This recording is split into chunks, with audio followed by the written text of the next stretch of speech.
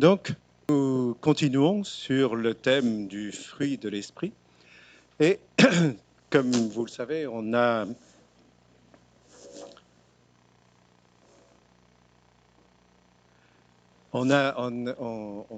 travaille sur le fait que comment est-ce que le fruit de l'esprit influe sur nos relations entre nous.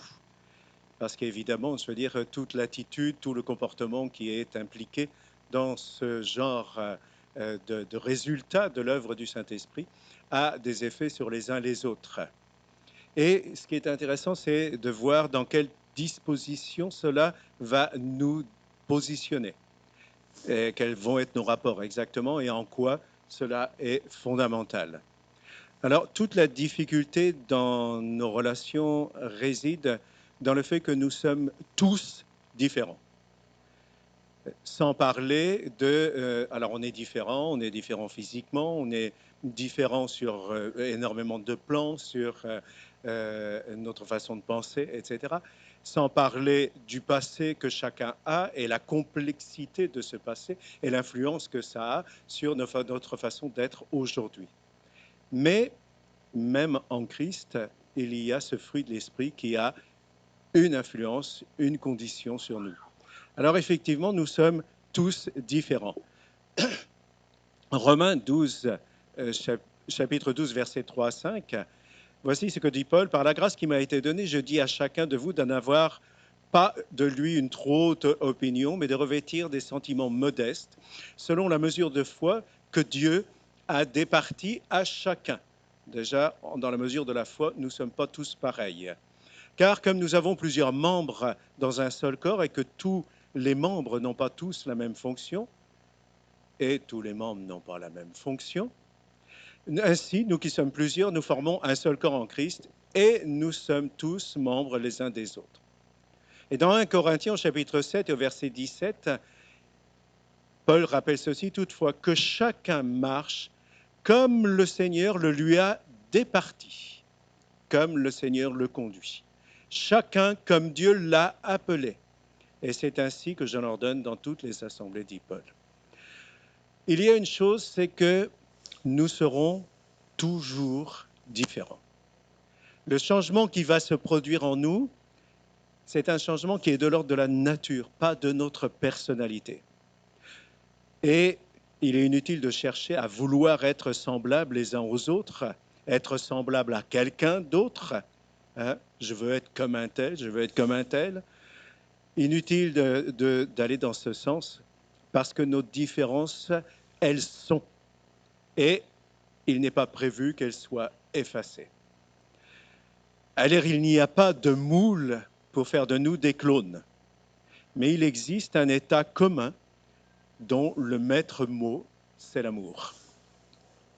Alors, il y a une option qu'évoque Paul dans la liberté, c'est nous rendre serviteurs les uns des autres. Dans 1 Corinthiens, chapitre 9, verset 19, voici ce que dit Paul sur lui-même. Car bien que je sois libre à l'égard de tous, je me suis rendu serviteur de tous afin de gagner le plus grand nombre.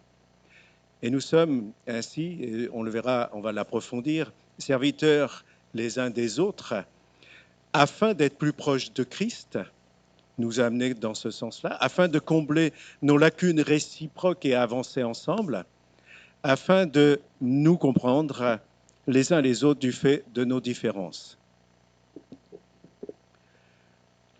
Alors, effectivement, Paul le dira, nous sommes serviteurs les uns des autres. Paul nous invite à faire comme lui, nous mettre au service des autres. Dans Galates, au chapitre 5 et au verset 13 à 14.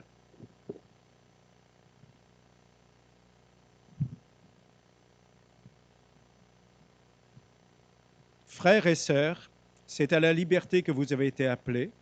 Seulement, ne faites pas de cette liberté un prétexte pour suivre les désirs de votre nature propre. Au contraire, soyez par amour serviteurs les uns des autres. En effet, toute la loi est accomplie dans cette seule parole, tu aimeras ton prochain comme toi-même. Et notre nouvelle nature nous pousse à ce choix. C'est l'amour qui domine et l'amour ne peut pas être vécu sans un autre en face. Et nous mettre à son service de l'autre est une démonstration de cet amour. Quand chacun est dans cet état d'esprit, nous sommes dans une dynamique fantastique. Alors, quels sont les bienfaits du service et ses conditions? Je vais essayer d'approfondir cet aspect-là. Le serviteur apporte un plus à l'autre. On ne peut être appelé serviteur que si on apporte quelque chose à l'autre, à la communauté. Alors, comment devenir capable d'apporter quelque chose aux autres? Je crois que ce qui est important, c'est se rendre dépendant de la vision de son maître, Jésus. Jésus est notre maître aussi. Il n'est pas seulement notre sauveur, il n'est pas seulement notre grand frère, il est aussi notre maître, celui que nous suivons. Et il nous faut retourner à la base, c'est-à-dire lui, Jésus. Qui est-il? Que veut-il? Comment est-il? C'est notre référence. Et nous devons aussi partager dans notre cœur la vision de Christ. Et il nous a donné une vision par rapport aux autres. Et elle se développe, cette vision, grâce au travail du Saint-Esprit en nous. Et en cela, le serviteur est amené à rechercher le bien de l'autre. Et rechercher le bien de l'autre ne se fait pas malgré l'autre. Ça se fait avec l'autre. Parce que chacun, y compris l'autre, doit prendre conscience de ce qui est son bien personnel. Et ça aussi, c'est quelque chose qui est essentiel. À quoi sert d'apporter quelqu'un à Christ s'il n'en a pas la volonté? C'est ce qui nous permet de nous faire grandir de plus en plus dans la connaissance de Christ. C'est notre conversion qui nous a introduits dans cette attitude. Dans Galates, au chapitre 5, au verset 13 à 14, qu'on a lu tout à l'heure, il est dit ceci: « Au contraire, soyez par amour serviteurs les uns des autres. » En effet, toute la loi est accomplie dans cette parole, dans cet amour du prochain.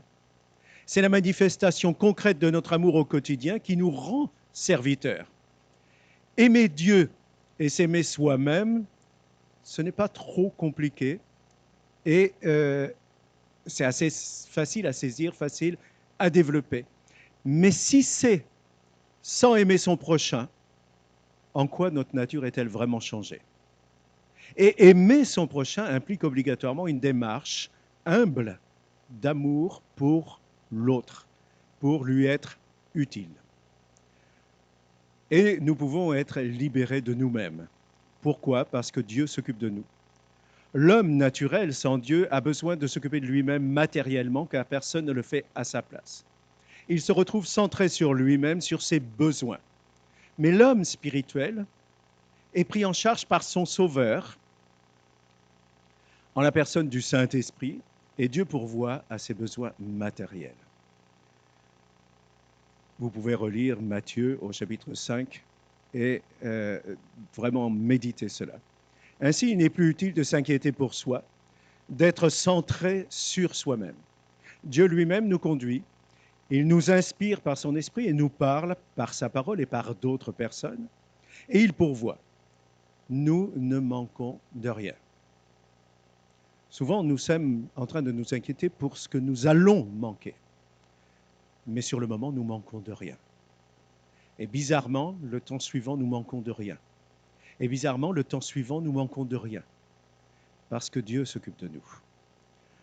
Nous sommes équipés et fortifiés pour servir. Nous servons les autres, non pas avec nos forces, non pas avec nos intelligences, mais avec la force et l'intelligence de Dieu. Nous sommes équipés en ce sens et développés dans ce sens.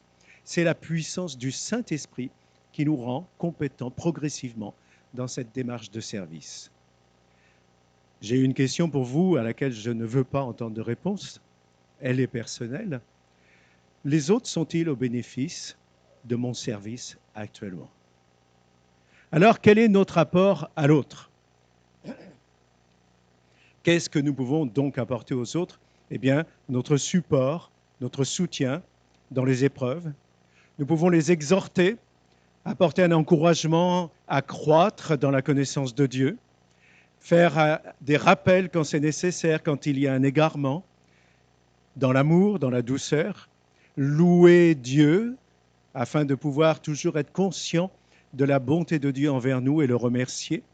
C'est un rappel nécessaire. On voit dans la quantité de psaumes qui ont été écrits et la reconnaissance qu'il y a envers Dieu. Édifier l'autre par des paroles inspirées, par son propre exemple, par ses propres expériences. Avoir de la compassion et communier avec l'autre, la communion fraternelle, les prières, les intercessions, tout cela sont des éléments que l'on peut apporter aux autres aussi. Alors, comment se manifeste le fruit de l'esprit dans le service? Le fruit de l'esprit est vraiment fondamental pour remplir les conditions de notre nouvelle nature. On ne peut pas inventer les choses de Dieu. L'histoire nous a montré que nous n'y accédons pas par nous-mêmes. Nous devons apprendre sur le tas à suivre et à obéir à la direction du Saint-Esprit. Et servir sans aimer n'est pas servir selon Christ.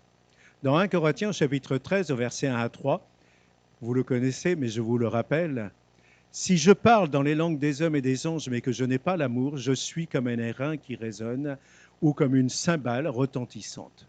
Je fais beaucoup de bruit et c'est à peu près tout. Et si j'ai la prophétie et que je connaisse tous les mystères et toute la connaissance et que j'ai toute la foi de manière à transporter les montagnes, mais que je n'ai pas d'amour, je suis rien. Et quand je distribuerai des aliments, tous mes biens, et que je livrerai mon corps afin que je fusse brûlé, mais que je n'ai pas l'amour, cela ne me profite de rien. » Aimer, c'est important pour apporter ce plus que représente la vie en Christ.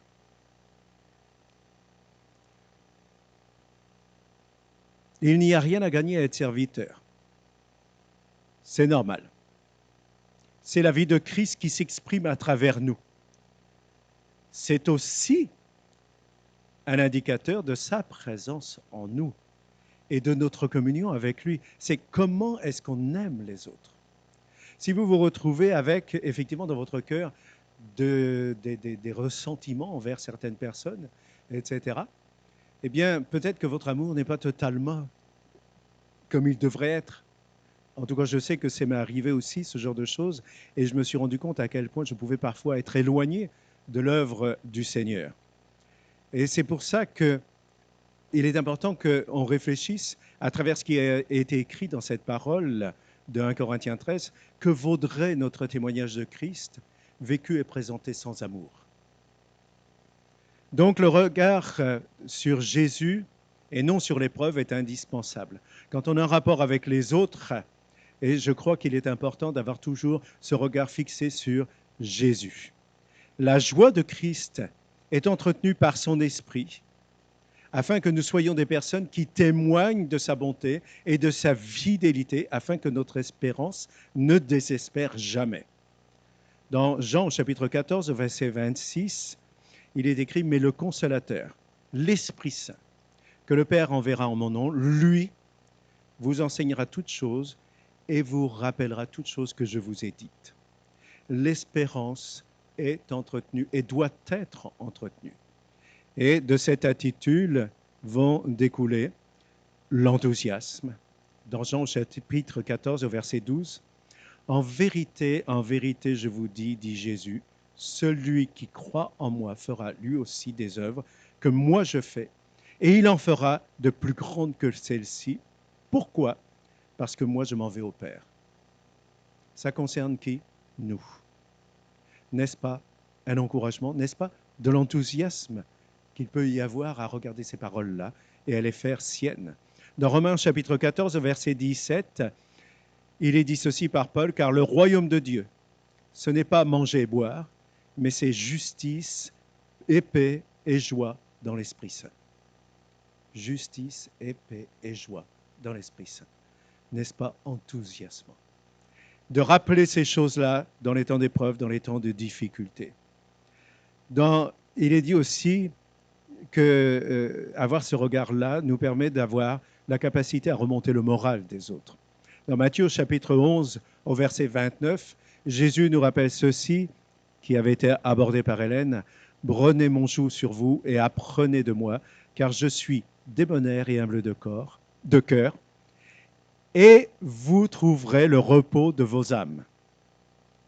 En Jésus, on trouve le repos.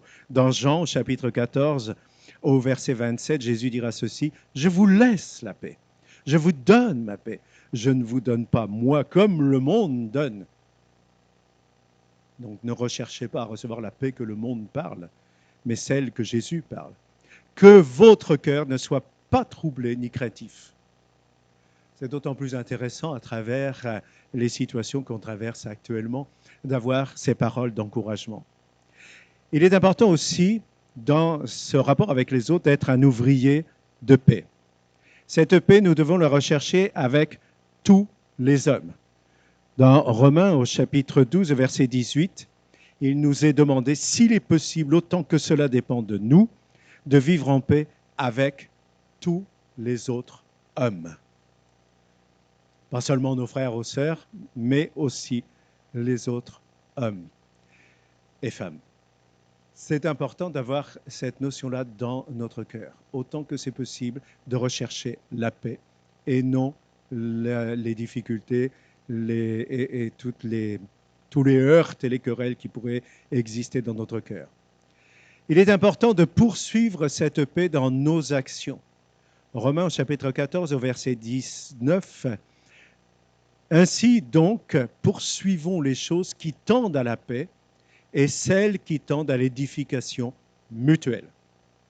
Et là, on entre dans nos relations entre nous. La paix entre nous.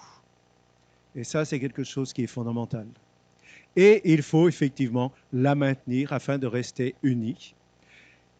Paul dit ceci dans Éphésiens chapitre 4 et au verset 3, « Vous appliquant à garder l'unité de l'esprit par le lien de la paix. » Et voyez-vous, le lien de la paix, c'est notre participation. Alors effectivement, il y a aussi cette patience qui est nécessaire envers les autres. Parce que, je ne sais pas si vous l'avez remarqué, mais tout le monde, particulièrement entre nous, mais tout le monde d'une façon générale, ne fonctionne pas pareil. On a tous une façon de fonctionner différente. Parfois, c'est perturbant. Parfois, on se dit, mais je ne le comprends pas. Et ce qui est évident pour moi ne l'est pas pour les autres.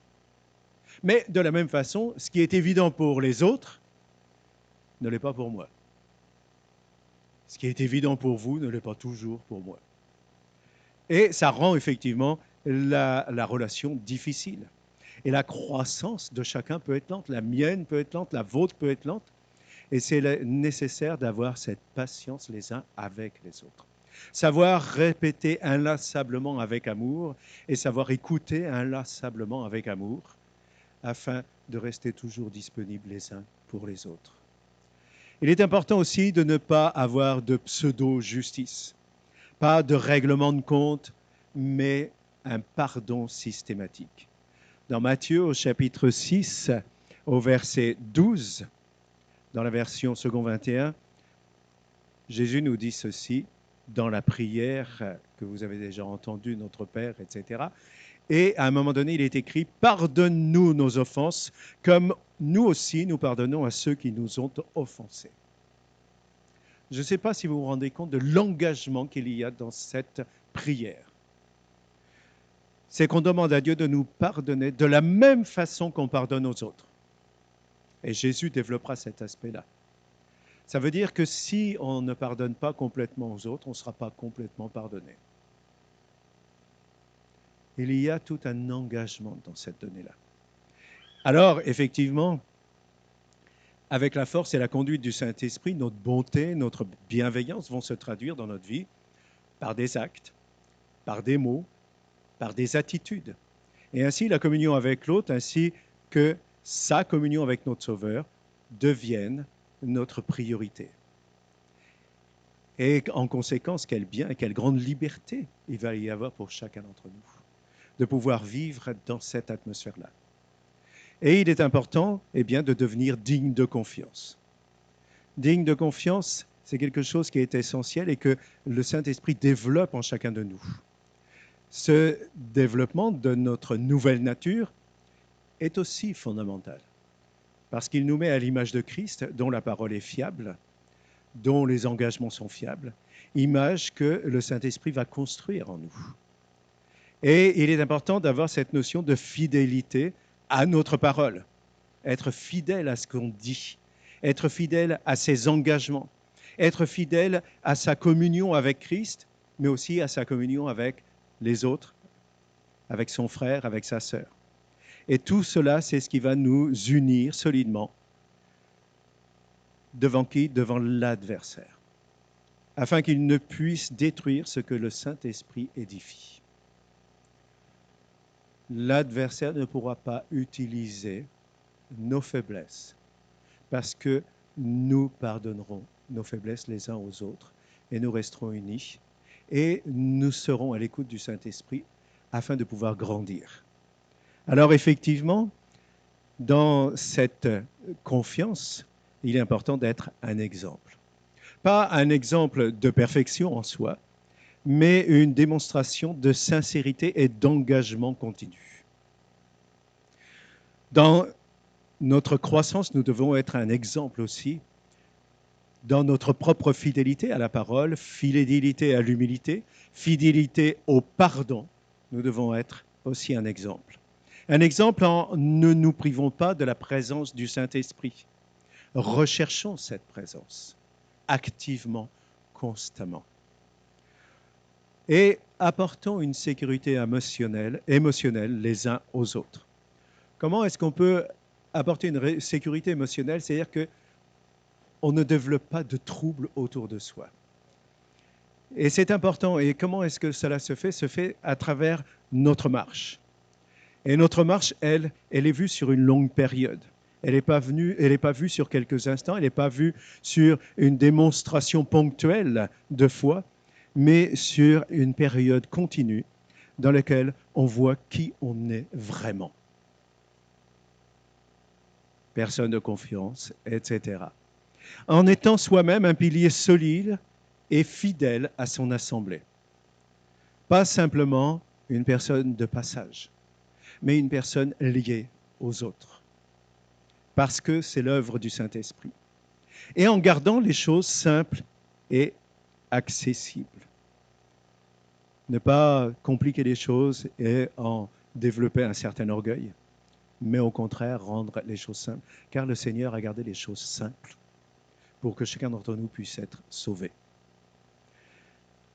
Continuer et développer notre écoute pour prendre en compte l'autre pleinement. Parler n'est pas toujours une priorité. Le temps que nous voulons racheter, nous le gaspillons parfois en n'écoutant pas suffisamment. Le Saint-Esprit veut nous voir prendre le temps nécessaire pour servir correctement. Et en allant dans ce sens-là, nous avons la possibilité de développer notre douceur. Pourquoi? Parce que la dureté n'amène que des réactions opposées. Jésus est doux. Est-ce que nous devrions être durs pour ajouter quelque chose à son œuvre? Dans ce monde, nombreuses sont les souffrances. Avec Jésus, nous entrons dans un monde nouveau, dont les promesses sont fantastiques autant à court terme qu'à long terme. Bien sûr, ne mélangeons pas les deux. Chaque chose vient en son temps. Mais c'est Jésus qui parle de douceur et de repos, qui parle, on en a parlé tout à l'heure à travers son joug, et le Saint-Esprit, lui, nous rappelle toutes ces paroles, et il veut nous voir servir ainsi. Et il est important. Et je prendrai cette parole qui est de Paul à Timothée, Timothée chapitre 6, versets 1 à 2, que tous les esclaves qui sont sous le joug estiment leur propre maître digne de tout honneur, afin que le nom de Dieu et la doctrine ne soient point blasphémés. Et que ceux qui ont des maîtres croyants et ne les méprisent pas, parce qu'ils sont frères, mais qu'ils les servent d'autant plus que ceux qui profitent de leur bon et prompt service sont des fidèles et des bien-aimés. Enseigne ces choses et exhorte. Que tous les esclaves estiment leur propre maître digne de tout honneur, que ceux qui ont des maîtres croyants ne les méprisent pas. Vous savez, parfois, nous sommes rebelles. Nous sommes rebelles dans notre travail, nous sommes rebelles par rapport à ceux qui nous dirigent. rebelles par rapport à tout ce qui est chef. Et nous avons envie de changer tout parce que ça ne fonctionne pas comme il faut. Peut-être vous connaissez ça, je suis passé par là moi aussi. Pas pour ma propre gloire. Néanmoins, je me suis aperçu que ce n'était pas constructif et surtout pas vraiment en accord avec le Seigneur. Le Seigneur se sert de nous en tant que témoins. Mais comment peut-il se servir de nous en tant que témoins si nous sommes comme les autres? Le Saint-Esprit va redéfinir complètement nos rapports avec l'autre, quel que soit l'autre. Soyons à son écoute afin d'être des artisans de paix, des artisans d'amour et des témoins fidèles. Prenons conscience de notre besoin de réparer parfois.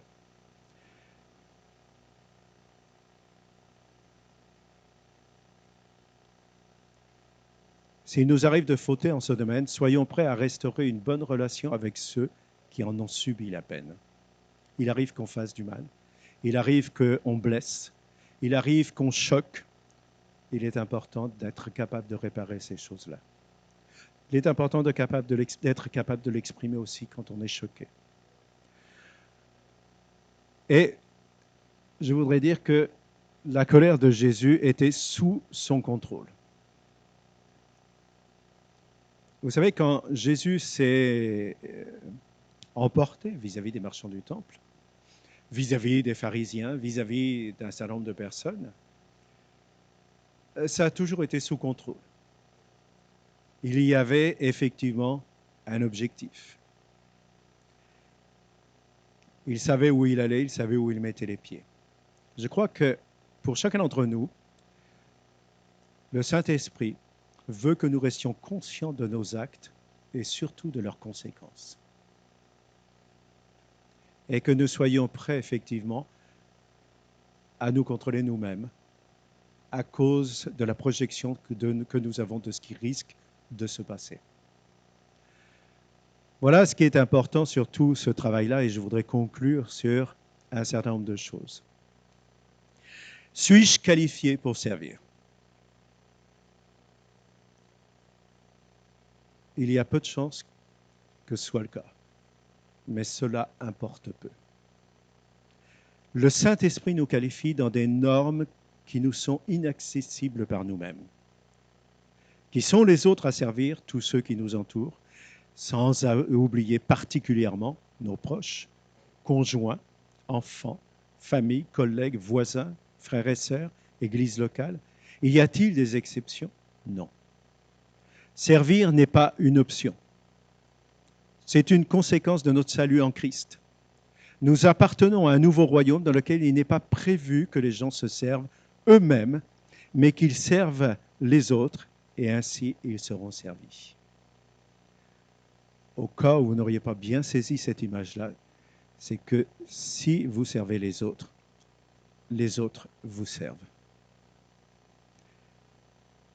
Donc, tout va bien. Servir devient naturel. C'est la conséquence de notre nouvelle nature. C'est la vie abondante dont parle Jésus dans Jean au chapitre 10 et au verset 10. C'est aussi l'expression de notre liberté nouvelle.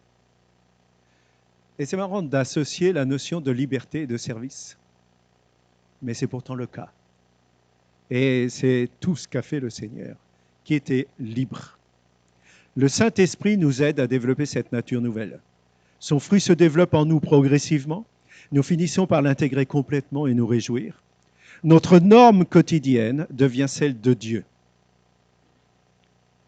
Jésus l'a dit, gardez mes commandements. Et la finalité en est la communion fraternelle. Et se développe ainsi l'Église, épouse du Christ. L'Église manifeste cette nature nouvelle et c'est bien l'œuvre du Saint-Esprit dont nous recherchons la présence continuellement. Amen. Seigneur, nous voulons te remercier pour ta bonté, ta fidélité, Seigneur, et surtout, Seigneur, le fait que tu ne nous as pas laissés orphelins, tu ne nous as pas laissés seuls, et qu'il y a le Saint-Esprit qui nous transforme, qui nous met à ton image, Seigneur, et nous te demandons vraiment de nous conduire, Seigneur, de nous transformer. Nous voulons nous soumettre à ta volonté, Seigneur, nous rester, Seigneur, façonnables, Seigneur, entre tes mains, afin que tu puisses faire de nous des témoins véritables. Nous voulons te dire combien nous t'aimons, combien nous te faisons confiance, combien nous aimons ce fruit qui est développé en toi-même, Seigneur Jésus, et combien nous voulons effectivement être ensemble réunis autour de toi. Béni sois-tu notre Seigneur et Sauveur. Amen. Amen.